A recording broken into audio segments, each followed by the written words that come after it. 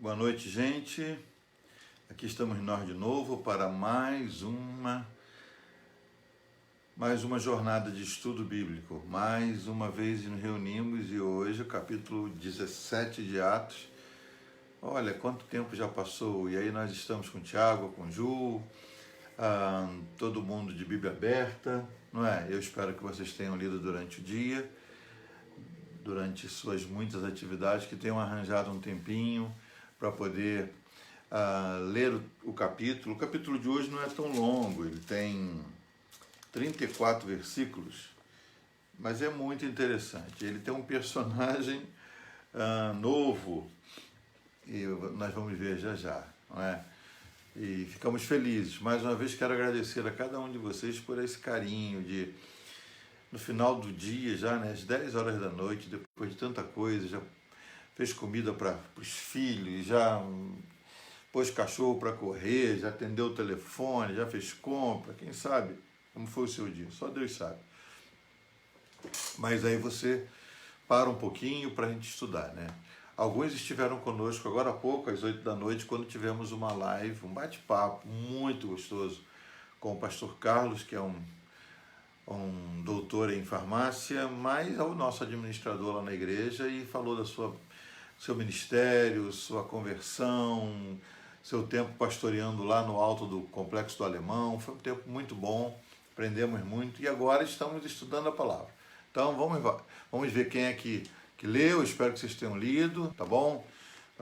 É bom saber, olha que bênção que é a internet. Temos gente aqui de perto de nós, gente aqui da Nova Vida de Piedade, gente de Orlando, gente de Los Angeles. Que bom, Deus é muito bom. Capítulo 17. Queridos, o capítulo 17 é o capítulo que fala do equilíbrio. Você tem que prestar atenção para ver isso. Ele começa falando de judeus inflexíveis. Diz assim: tendo passado por Anfípolis e Apolônia, chegaram a Tessalônica, Paulo e seu grupo, que incluía Silas, que incluía Timóteo e mais alguns, próprio Lucas escrevendo. E ali havia uma sinagoga de judeus. Acharam uma sinagoga de judeus. Talvez uma pergunta que você tenha em mente: como é que pode? Eles chegam num lugar e já tem uma sinagoga de judeus. Isso aconteceu, gente, desde que o povo de Israel foi disperso por causa dos impérios que vieram e tomaram Israel e os levaram como cativos, levou o povo como cativo, e eles foram para outras terras, como a Babilônia e outros lugares para onde foram levados. E lá, para eles não pararem de estudar a palavra, eles começaram a se reunir como se fossem em pequenos grupos, como as células. E ali eles estudavam as Escrituras porque eles acompanhavam o que disseram os profetas, esperando o Messias. Eles sempre acharam que o Messias viria como um herói militar, que ia quebrar o jugo dos seus opressores, ia libertar o povo de Israel. Eles nunca entendiam o lado espiritual da vinda do Messias. Então eles foram estudando a palavra. E é por isso que no mundo inteiro havia judeus que estavam fora da sua terra, desde lá a primeira invasão, que eles saíram das terras de Israel e foram levados para outros lugares. Desde então, por milhares de anos, eles estudavam a palavra nesses pequenos grupos que passaram a se chamar sinagogas. Então Deus usou isso para que o aviso da vinda do Messias fosse espalhado pelo mundo daquela época. Então os judeus estavam em tudo que era lugar. E continuavam esperando o Messias. E ele chega lá em Tessalônica, há uma sinagoga de judeus. Paulo, então, segundo o seu costume, foi procurá-los, e por 3 sábados, sábado era o grande dia de ir para a sinagoga estudar, ele arrazoou com eles acerca das Escrituras. Paulo mandando Bíblia na turma, falando dos profetas, dos salmos, da lei de Moisés. Era assim que se referia às Escrituras no passado. Vocês têm a lei e os profetas. A lei era os livros de Moisés. Os profetas eram todos os escritos de Isaías, de Jeremias, todos esses. E eles falavam dos salmos. Então, que não apenas se referia ao livro de Salmos, mas incluía Provérbios e os livros de Salomão. Então, aqui vem ele e diz o texto, que ele arrazoava com os judeus, expondo e demonstrando ter sido necessário que o Cristo padecesse e ressurgisse dentre os mortos. E esse, dizia Paulo, é o Cristo, Jesus, que eu vos anuncio. E diz que esses judeus logo no início do capítulo, do versículo 1, desculpem, gente, do versículo 1 até o versículo, nos primeiros versículos, versículo 9, esses judeus foram inflexíveis.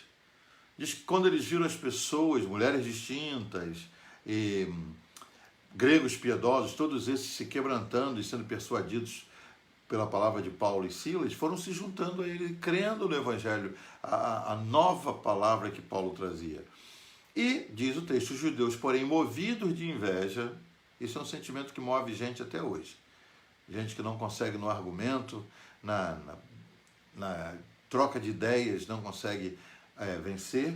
Então, movidos de inveja, trouxeram consigo alguns homens maus dentre a malandragem. A malandragem já existe há muito tempo. Ajuntando a turba, o povo, alvoroçaram a cidade e, assaltando a casa de Jason, procuravam trazê-los para o meio do povo. Depois você vai descobrir que Jason era meio parente de Paulo.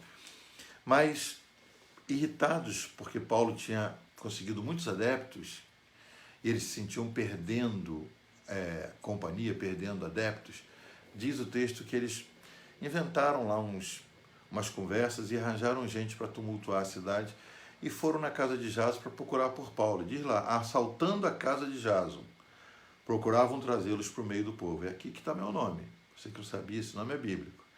Porém, não encontrando Paulo e Silas e Timóteo, arrastaram Jason e alguns irmãos perante as autoridades, clamando, estes que têm transtornado o mundo chegaram também aqui. Olha só, gente, primeira vez que eu apareço na Bíblia, falam de mim e do grupo que o Jason lá tinha com ele, daqueles que transtornaram o mundo e chegaram até Tessalônica também.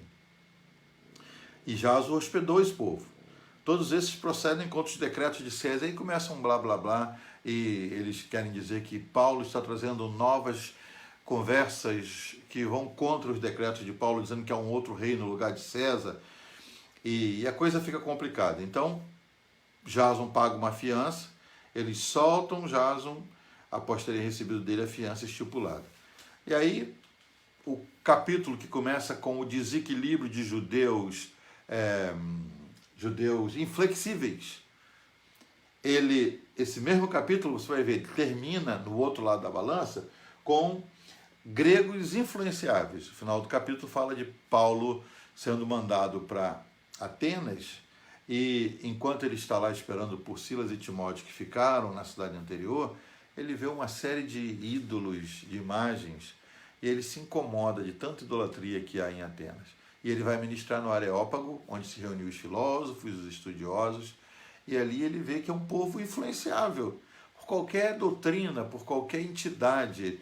Até para o Deus desconhecido eles fizeram uma imagem, um altar, e disseram ao Deus desconhecido, que foi o tema da mensagem de Paulo para eles.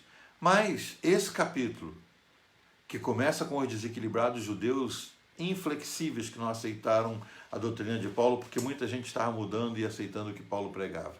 E o outro ponto, no final do capítulo, do versículo 10, do versículo 19 ao 21, que fala de gregos perfeitamente influenciáveis, que aceitavam qualquer entidade como Deus e cultuavam até o Deus desconhecido. O meio é a parte do equilíbrio. Judeus inflexíveis no início, gregos influenciáveis no final e no meio. No meio, os bereanos, equilibrados. Esse capítulo é o capítulo que fala do equilíbrio da igreja. Enquanto os judeus queriam matar e prender a Paulo e aos seus amigos, ao próprio Jason que o hospedou, entendiam eles, do versículo 10 em diante fala, e logo durante a noite os irmãos enviaram Paulo e Silas para Bereia. Ali chegados dirigiram-se a uma sinagoga de judeus. Paulo logo achou uma sinagoga. Ora, estes de Bereia eram mais nobres. E talvez seja aqui a parte mais importante do capítulo. Não é meu nome. Essa é a parte mais importante. Os de Bereia eram mais nobres que os de Tessalônica, de onde eles vieram, pois receberam a palavra com toda a avidez, coração aberto, ensinável, examinando as Escrituras todos os dias para ver se as coisas eram de fato assim. Eles se encantaram com Paulo, mas disseram, mas não é assim não, chega um cara contando algo novo, Vamos examinar com as Escrituras se o que ele está falando bate com o que os profetas disseram, do que está registrado na lei de Moisés. Eles eram mais nobres porque receberam a palavra, mas examinavam as Escrituras todos os dias para ver se as coisas eram de fato assim. Com isso, muitos deles creram, mulheres gregas de alta posição e não poucos homens. Mas logo os judeus de Tessalônica, essa turma, né, usada por Satanás, veio para Bereia atrás de Paulo, souberam que a palavra de Deus era anunciada por Paulo também em Bereia e foram lá excitar e perturbar o povo. O que os irmãos tiveram que fazer? Promoveram sem detença a partida de Paulo para os lados do mar, e Silas e Timóteo continuaram, porque eles não eram o alvo daqueles perseguidores, e outros irmãos levaram Paulo até Atenas, e Paulo deixou uma mensagem com eles para Silas e Timóteo, dizendo que fossem encontrá-lo assim que possível lá. E estando sozinho em Atenas é quando ele vê o altar ao Deus desconhecido e vê a idolatria reinante em Atenas e acaba discursando lá no Areópago, e ele fala uma coisa muito interessante. Ele diz: esse Deus que vocês acham que é o desconhecido é o Deus que eu sirvo, que fez o céu, que fez o mundo, que fez todas as coisas. Ele não habita em santuários feitos por mãos humanas, versículo 24. E o 25 diz: ele não é servido por mãos humanas, como se de alguma coisa precisasse, pois ele mesmo é quem a todos dá vida, respiração e tudo mais. E aqui o versículo 26 para a gente terminar. E de um só, que foi Adão, ele fez toda a raça humana, para habitar sobre toda a face da terra, havendo fixado os tempos previamente estabelecidos e os limites da sua habitação. Ele fala de povos, ele fala de tempos, ele fala de lugares. E isso é em torno disso que gira a nossa vida. A nossa vida, que tem que ser equilibrada como a dos bereanos, ela vai ser pautada pelas pessoas com as quais convivemos, pelos locais por onde passamos e pelos tempos que vivemos. Então guarde isso no seu coração. Tempos, pessoas e lugares. E amanhã a gente volta para falar mais no capítulo 18, coisas importantes acontecem. Paulo vai para uma outra importante cidade e lá muitas coisas destacáveis acontecem, nós vamos estar estudando.